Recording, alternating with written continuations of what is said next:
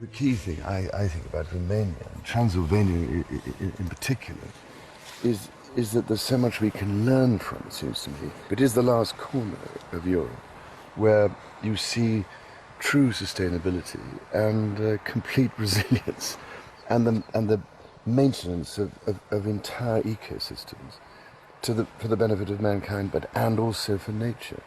And there's so much we must learn from that before it's too late, I think. So presumably this is why it's so important to preserve it for the future.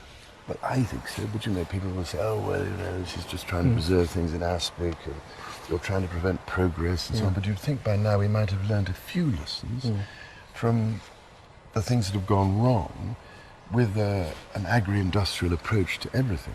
Because the great thing, it seems to me, about Transylvania is the combination of natural ecosystems, the forests and the agricultural areas, together with the human cultural systems. And it's this extraordinarily unique, integrated relationship which is of such huge importance. Once you pull it all apart, you're left with something which can just be exploited without being treated in a sustainable way, if you see what I mean. Because if you cut down great swathes of the Carpath natural forest, you're actually destroying one of nature's great services to the rest of mankind in terms of carbon sequestration.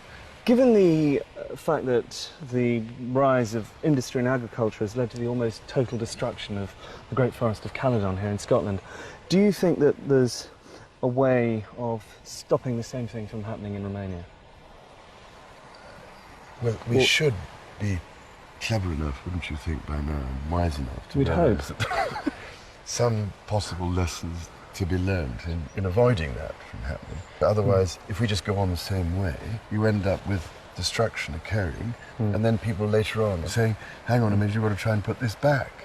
What is the point of running into the proverbial brick wall, this time of such a painful sort, that by the time we realize that we have to redesign our food systems and put nature back at the heart of the whole process in order to provide us with what we take for granted, how are we going to be able to put it back? Yeah.